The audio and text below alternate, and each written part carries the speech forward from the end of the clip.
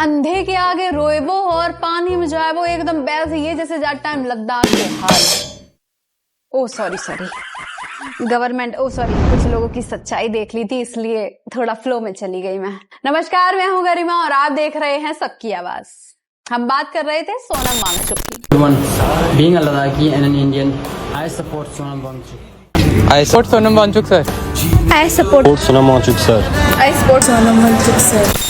Sonam Wangchuk 3 Idiots का वो character जो लद्दाख का एक रियल लाइफ इंजीनियर है, जिसने आइस स्टूपा बनाकर पानी की प्रॉब्लम को सॉल्व किया, NIT पास करके SECMOL चलाया जहां बच्चों को 3 इडियट से इंस्पायर किया, फेल रेट को कम किया और अब बेचारा NSA के केस में जेल में पड़ा हुआ है।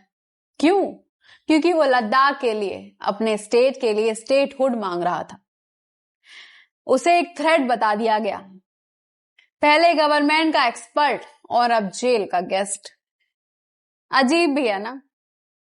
सोनम वांगचुक का एक वीडियो वायरल हुआ था सोशल मीडिया पर। जब चीन घुस आता है तो लद्दाख के लोग जान देकर रोकते हैं, मगर अब अगर भारत सरकार हमारे लिए कुछ नहीं कर रहा है तो अगली बार वो आए तो हम उनको रास्ता दिखाएंगे, हम रोकेंगे नहीं। हम जान क्यों दे जब हमारा कोई संरक्षण नहीं हो।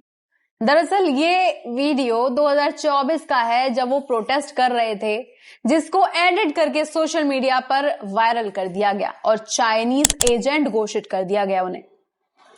26 सितंबर 2025, हाँ 26 सितंबर वही तारीख है जहां दोपहर 12:30 बजे पुलिस वांगचुक के घर में बिना किसी वारंट के, बिना किसी कोर्ट ऑर्डर के उनके घर में घुस गई, तलाशी ली, फोन जब्त कर लिया, गैजेट्स छीन लिए और सीधे सोनम को NSA के केस में यानी आतंकवादी बनाकर उन्हें जेल ले गई। सोनम की पत्नी को फोन किया गया कि जोधपुर भेज रहे हैं, लेकिन बात वो नहीं कराई।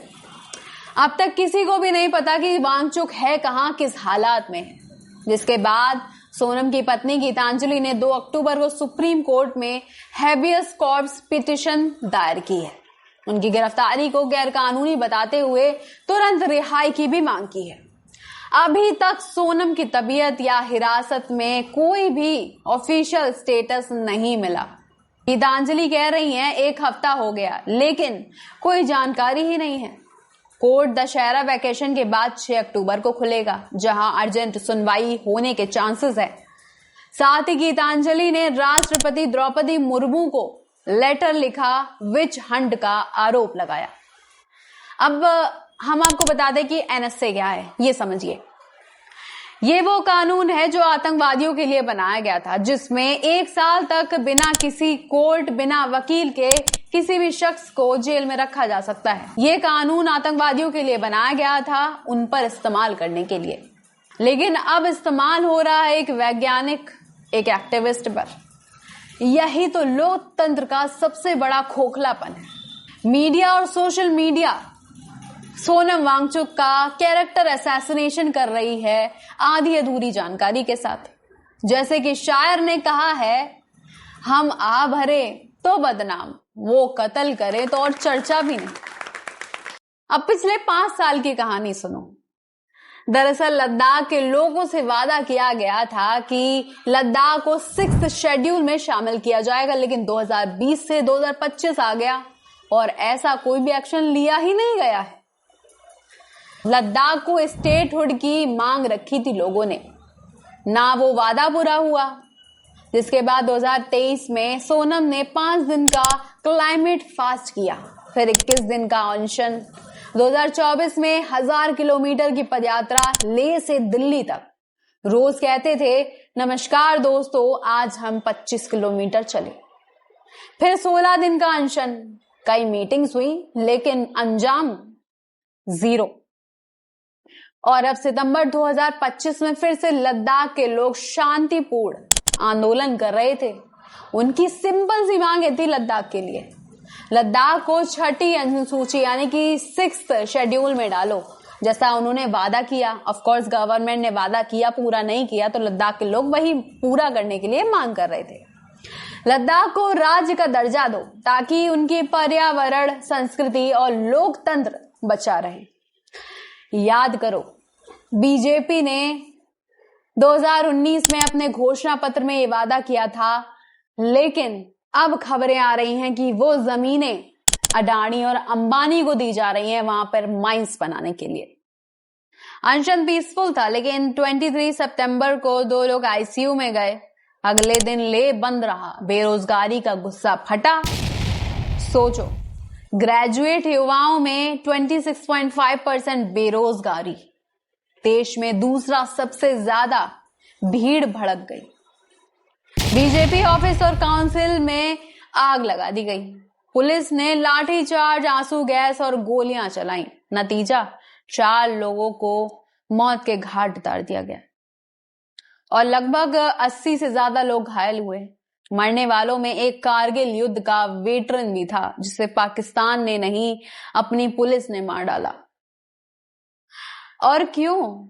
सिर्फ इसलिए क्योंकि वो अपने स्टेट के लिए अधिकार की मांग कर रहा था। सोनम ने खुद कहा, मैं हिंसा के सख्त खिलाफ हूं, मैं इसकी निंदा करता हूं, लेकिन जब 5 साल तक शांतिपूर्ण विरोध को नजरअंदाज करोगे, नौकरियां नहीं दोगे, तो हालात तो ऐसे बनेंगे ही। लेकिन सरकार का जवाब, विदेशी साजिश, देशद्रोही का टैग। एलजी ने नेपाल, बांग्लादेश से तुलना कर दी और प्रवक्ता ने दोष कांग्रेस पर डाल दिया।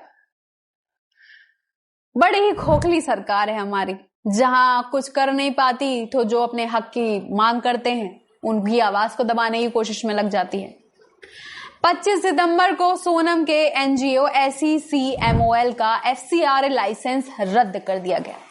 वजह इतनी छोटी कि सुनकर तुम्हें हंसी आ जाए। 3.5 लाख नगद जमा, जो बस बेचने का पैसा था। 54,000 की गलती से हुई ट्रांसफर। स्वीडन की ग्रांट को देश विरोधी बता दिया। फिर इनकम टैक्स नोटिस, CBI जांच, पाकिस्तान यात्रा पर केस, जबकि वो एक क्लाइमेट कॉन्फ्रेंस थी जहां उन्होंने मोदी जी की तारीफ की थी। कई झूठे सबूत भी सामने आए हैं। चाइना वाला क्लिप एक कॉमेडियन का था जो कि एडिट करके वायरल किया गया। यहाँ के एक फेमस कॉमेडियन हैं जिन्होंने कहा कि जब चीन घुस आता है तो लद्दाख के लोग जान देकर रोकते हैं, मगर अब अगर भारत सरकार हमारे लिए कुछ नहीं कर रहा है तो अगली बार वो आए तो हम उनको रास्ता दिखाएंगे, हम रोकेंगे नहीं, हम जान क्यों दे। जब हम पुराना 2007 का नोटिस 2013 में क्लीन चिट पा चुका था। यूनुस वाली फोटो पुरानी थी। सोनम ने 1 साल पहले लिखा था, बैंक डिटेल से केस बनाएंगे, और बिल्कुल एकदम वैसा ही हुआ। दोस्तों, 3 इडियट्स मूवी सबने देखी होगी। उसमें जो कैरेक्टर है रेंचो, उसका किरदार सोनम वांगचुक से इंस्पायर्ड है। SECMOL स्कूल ने लद्दाखी बच्चों का भविष्य बदला। फेलियर रेट 95% से 25% तक घटा दिया। आइस स्टूबा बनाकर पानी बचाया। आर्मी के लिए 16 टेंट्स बनाए, जहां वो ठंड में कांपते रहते थे, उनके लिए 16 टेंट्स बनाए। जहां बाहर 40 डिग्री सेल्सियस तो टेंट्स के अंदर 50 डिग्री सेल्सियस टेम्परेचर रहता था। ऐसा काम किया है सोनम वांगचुक ने। 2020 में चाइना बहिष्कार आंदोलन शुरू किया। वॉलेट से जवाब दो। ये इंसान अगर चाहता तो विदेश में अपने टैलेंट के चलते और अपनी रिसर्च के चलते विदेश में सेटल हो जाता, लेकिन उसने भारत चुना। शायद उसी की गलती, उसी का खामियाजा भुगत रहा है आज। 2019 में मोदी को धन्यवाद दिया था, अब वही मोदी सरकार उन्हें देशद्रोही कह रही है। ये सिर्फ एक गिरफ्तारी नहीं है, ये लोकतंत्र का खोखलापन है, लोकतंत्र की बत्ती गुल करने जैसा है। इतिहास गवाह है, आवाज को दबाओगे तो बुलंद होगी। धन्यवाद। देखते रहिए सबकी आवाज।